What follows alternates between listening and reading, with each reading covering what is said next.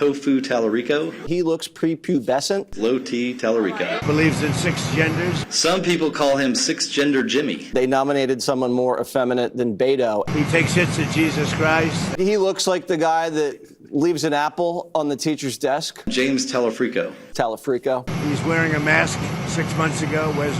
Anybody wearing a mask 6 months ago doesn't get it. He's also 37 and not married. And he's a vegan. He's a vegan in Texas. And you can't get elected as a vegan in Texas. Yes, a gay vegan is definitely going to win in Texas.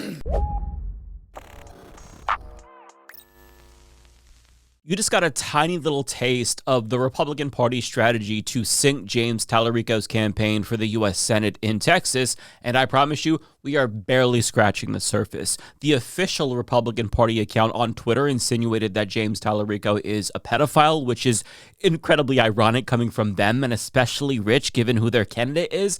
And Ted Cruz called him a remarkably strange individual, which is weird because he's Ted Cruz, so I feel like he doesn't get to say that. But he also got in some other digs, saying, "What the hell is he eating? It's not BBQ because Talarico is passionately anti-meat. Is that a tofu log?" That truly is a gutbuster, Ted. Now, Paratrooper Brady, a prominent MAGA account on Twitter, actually took the time to generate a photo of James Talarico biting down on a thick, veiny penis, and he made sure to add his watermark, I guess to show pride in his work, while adding the caption, "gross." Because I guess telling AI to generate a man putting his mouth on a girthy, erect penis just so you can pretend to be disgusted by it obviously makes Talarico look like the homo and not you. Phenomenal work, Paratrooper Brady. But the gay rumors didn't stop there because Jesse Waters also accused him of making up his girlfriend, because how could you have a girlfriend if you're a big giant homo? He says just recently that he has a girlfriend and they've been together for 4 years and he called her his best friend and she was his rock. And he's not revealing her identity because he wants to respect her privacy and keep her safe during the campaign. Does she live in Canada? Now, if the campaign has only been going on for less than a year and they've been dating for 4 years, why haven't we ever seen this woman before? Basically, what I'm saying is this: she exists. We're going to find out, because if he wins, are they going to have a coming out party? Or is she still going to stay the secret girlfriend? And is this totally not fake girlfriend also a vegan? I just want to point out how fucking weird it is that Fox News is essentially demanding that a candidate prove he's not gay by showing us who his girlfriend is. First of all, it doesn't matter if he's gay or not. It's 2026, not 1992. And this is not normal behavior. You do not have a right to know who this man's girlfriend is. You know what would happen if he did say, "Hey, everybody, this is my girlfriend Sally," or whatever. Like, she would be bombarded with harassment from right-wing weirdos, and it wouldn't prove to them that he's straight anyway, because they just transvestigate her and call her a man and use it as further evidence to prove that he's gay. And in the event his girlfriend did somehow meet their criteria for femininity, they just claim that he's a biological woman and thus a lesbian, so still gay. So no matter what he does, they're going to call him gay because they think that their emotionally stunted boomer base will trip over themselves to vote against the icky homo. But hilariously enough, the pool of Republicans engaging in this dumbass, childish, schoolyard bullying campaign, they are very easy targets themselves. I say this because it's very quickly blowing up in some of their faces, and rather than coming up with clever retorts, they're crying foul. For example, Chief White House Nazi Stephen Miller tried to get in on the dunking by calling James Talarico transgender, as if that's some sort of an insult. So he shared a picture of him with the caption, "He's transitioning," and another where he says the Democrats made history in Texas by nominating their first transgender Senate candidate. Okay. Now, the official Democratic Party account of all accounts hit back with one of the most brutal ratios of all time, simply saying, "Shut up, you ugly fuck."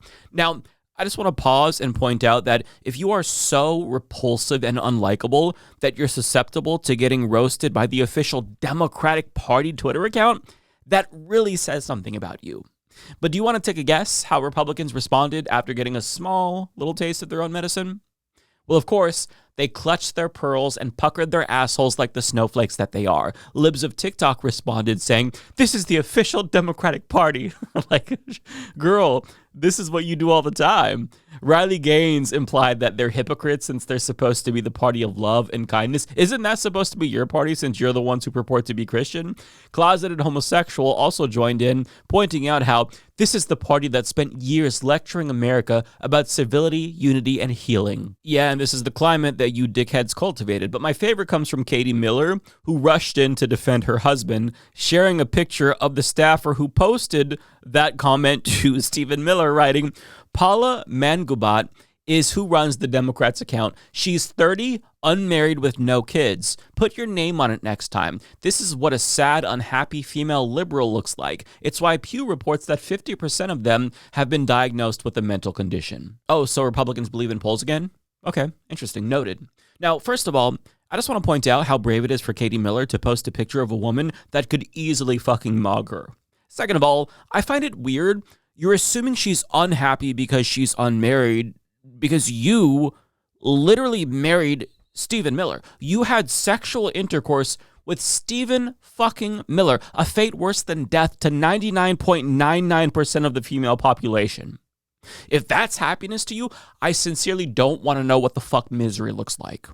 And people were quick to point this out in response. One person said, "Saying she's unmarried with no kids as if you're somehow superior for fucking that gremlin you call a husband and rocketing his progeny out of your box is pathetic, you raggedy bitch." And that's like one of many comments just like that. I won't share more, but that was the sentiment.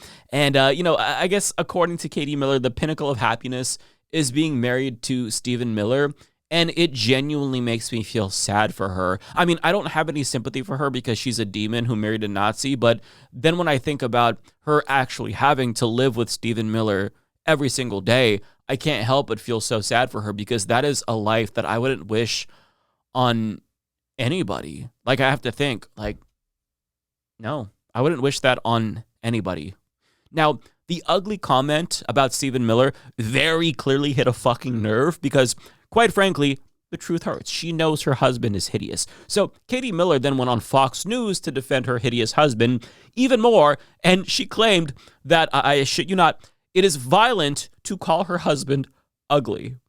Listen. This is the same violent political rhetoric that is leading people to shooting up, whether it be the White House Correspondents' Dinner or President Trump and Butler. But what it remains to be seen is this is an anonymous account, and it is run actually by a sad liberal woman named Paulina, which is why Pew says 50% of liberal women at some time have identified that they have a mental health disorder, and she is certainly one of them. What a sad state for the pathetic Democrat Party. Oh, Pauline, poor Pauline. I know that they usually say that beauty is in the eye of the beholder, but I actually think that if you polled Americans and asked them whether or not you find Stephen Miller attractive, I think that 100% of them would say, no, I don't. I think you can objectively say with a high degree of certainty that Stephen Miller is indeed ugly. Okay, beauty is subjective to most people, but Stephen Miller is as ugly on the outside as he is on the inside. But I mean, I just love the argument that they're making. How could you resort to such a low blow? Because when we viciously attack Democrats, that's called politics. When Democrats attack Republicans, that's called violence. When you do it to us, that's violence. Shut the fuck up, you insufferable crybullies. It is so insufferable to me that they can dish it, but they don't want to take it themselves. They immediately cry on social media about how they're the victims once you give them a fraction of the taste of their own medicine. Like, this is why everybody fucking hates you guys. You're the fuck your feelings people, and guess what? That sentiment goes both ways. Now we're also saying fuck your feelings, and you hate it. You want us to respect your feelings. You want a safe space for your feelings because you don't think that your Nazi hideous-ass husband should be called ugly. Well, maybe if he doesn't want people to call him ugly, he shouldn't attack people, especially attack them for being trans, because that's not even an insult. Somebody on Twitter called me gay, and I'm like, bro, that's just an objective descriptor of me. I am literally a homosexual. So I don't even know how that qualifies as an insult. It only qualifies as an insult if you think that being gay is icky. But if somebody isn't opposed to trans people or gay people, it's literally not an insult. But since people know that you're trying to insult them, they give it back to you, and you can't fucking take it. It's fucking embarrassing. It really is embarrassing. But I want to go back to how this all started in the first place. They decided to sling mud at James Talarico because they very clearly think that name-calling and schoolyard bullying is the only tactic that's going to work, because they really don't want to have a conversation about the policy substance, and they sure as shit don't want to talk about Ken Paxton's character, which is why they're trying to do everything that they can to talk about James Talarico's character and put him on the defensive so they don't have to defend their pedophile protector candidate. But I mean, through all of the schoolyard bullying and the bluster, they're actually scared shitless because James Talarico, believe it or not, is leading in aggregate polls, and data indicates that Cornyn would have been the stronger opponent, but Trump endorsed Paxton and he won, so now they're stuck with him, and they don't want to campaign for Ken Paxton because even Republicans don't like him, so they're just trying to campaign against James Talarico. And I would love to be a fly on the wall during these strategy sessions because I don't know how you would polish that turd. They all are deleting the negative shit that they said about Ken Paxton on social media. We're talking about Republicans, by the way. They're deleting the shit they said because they don't like this guy, but now they have to try to get him across the finish line, and they don't know what to do. So they're just like, I guess, like, what if we called James Talarico a gay dork or something? Like, call him a nerd. I guess that's going to work. I mean, I don't know. Listen, it's Texas, okay? I'm just going to say it's Texas.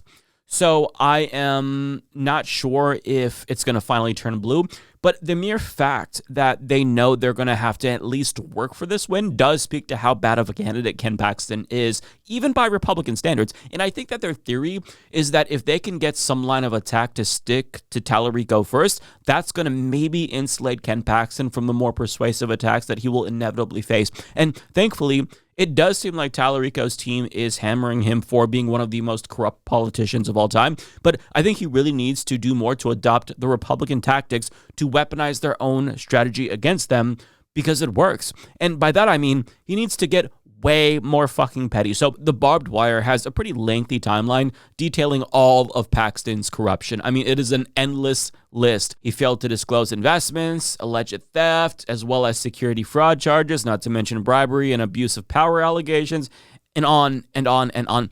And I don't think it's enough to simply point out these individual instances of corruption, because there's so much that it's going to overwhelm voters and none of it will stick. So if I were James Talarico, I would come up with some sort of information shortcut, perhaps give Paxton a catchy nickname that conjures up all of the scandals in voters' heads, call him Crooked Ken. Right? Say that over and over and over again. Put that shit on t-shirts, on billboards, along with a picture of his mugshot until it sticks, because that is exactly what Republicans do to malign their opponents. They say something again and again and again, and it works. But there's more. Ken Paxton's office is actually soft on pedophiles. He gave Epstein-style plea deals to literal child molesters, and he absolutely needs to be hammered for this. And thankfully, James Talarico is doing that. His team shared a tweet detailing how he gave a plea deal to an admitted child rapist and let him get away with a day in jail, and he didn't have to register as a sex offender. But I mean, you've got to do more than that. Call him pedophile protector Paxton again and again and again, and turn that shit into a fucking jingle if you have to make it stick. Force people to look into why so many people are calling this guy a pedophile protector. Although, I will admit there is a bit of a risk that you actually make him more popular among Republicans, seeing as how they seem to support pedophilia now, since Trump has been directly implicated in the Epstein files. But I do think that that attack is going to land still with independents. But the most important thing for James Talarico to do, and I cannot stress this enough, is let their attacks roll off his shoulders. And I think he is doing that. He's doing a good job of not getting defensive. He's selling t-shirts, for example, that say James Talarico on it. That is a sign of strength and a sign of confidence, in my opinion. And listen, James Talarico, he does seem like a really nice person. I have my policy disagreements with him for sure. I'm way to his left. But I get the sense that he's a nice person individually and interpersonally, and he wants to be perceived that way. But that's no longer viable in 2026. We are dealing with fascist fucking barbarians who are insane. So James Talarico needs to make it clear that even though he's a nice guy, he will rip off their heads and shit down their necks, metaphorically speaking, if he needs to, right? Because if Republicans think that he's too nice and they expect there to be lines that he won't cross, that they will cross, that's going to give them the advantage. Republicans need to know that if they go low, you're going to go lower.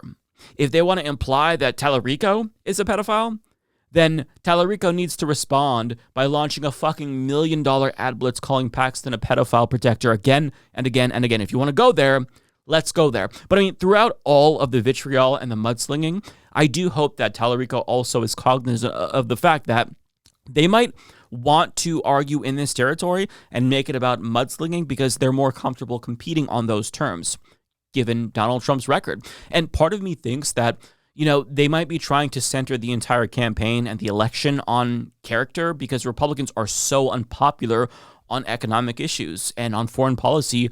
And that might even be easier, even for Ken Paxton, to compete on those terms, given, you know, the hyper-partisan climate that we're in. So you've got to take that into account. But I don't know. And again, like, it's Texas, so I'm skeptical about Talarico's chances. But the fact that Republicans are so desperate does tell me that Talarico may actually have a chance. Like, you know, I'm doubtful, but he does have a chance, right? But if Paxton really does end up winning, then that kind of confirms once and for all that the state might just be too far gone. They already elected Ted Cruz multiple times. And if they elect Ken fucking Paxton, a pedophile protector, it kind of signals that the dream of Texas turning blue is a lot more distant than any of us hoped. But I'm crossing my fingers and my toes for Talarico either way. I know that if he's elected, he's probably going to disappoint me because ideologically we are not on the same page. But listen, I'll take disappointment over a fucking demon any day of the week. When you acting like a beta, beta, beta, beta.